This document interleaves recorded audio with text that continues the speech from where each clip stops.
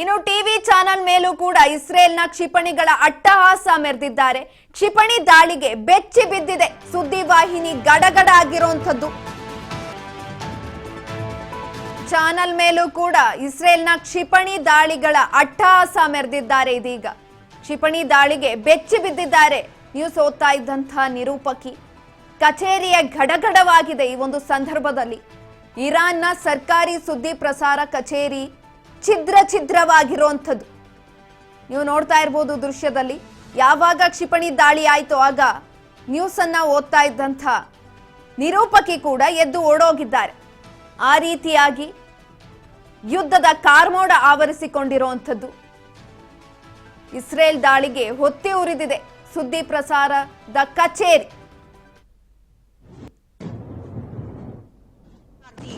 صدایی که شنیدید فضای غبارآلوده استودیو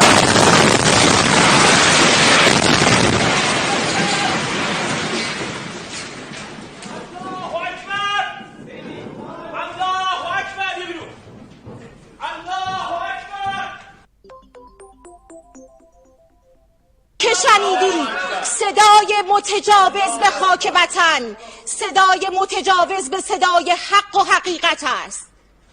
آنچه که ملاحظه کردید، صدایی که شنیدید، فضای غبارآلوده استودیو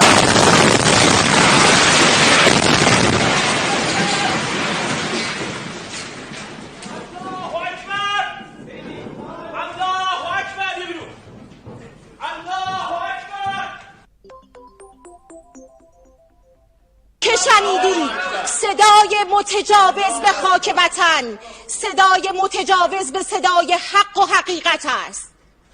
آنچه که ملاحظه کردید، صدایی که شنیدید، فضای غبارآلوده استودیو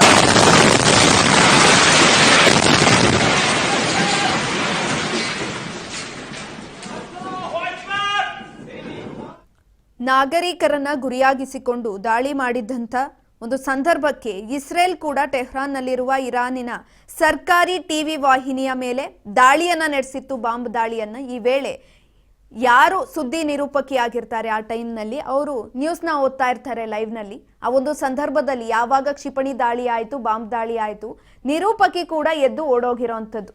IRIB ನಿರೂಪಕಿಯೊಬ್ಬರು Israel ದಾಳಿ ಕುರಿತಂತೆ ಸುದ್ದಿನ ಓದ್ತಾ ಇರ್ತಾರೆ.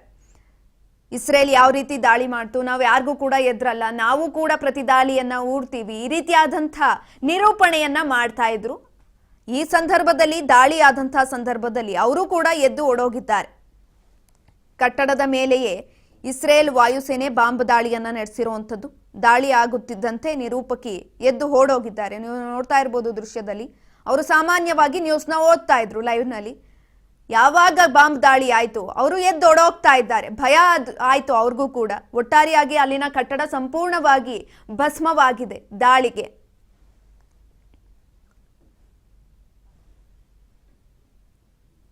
ಒಟ್ಟಾರೆಯಾಗಿ ಪಶ್ಚಿಮ ಏಷ್ಯಾದ ಇಸ್ರೇಲ್ ಹಾಗೂ ಇರಾನ್ ದೇಶಗಳ ಮಧ್ಯೆ ದಾಳಿ ಜೋರಾಗಿದೆ. آنچه که ملاحظه کردید صدایی که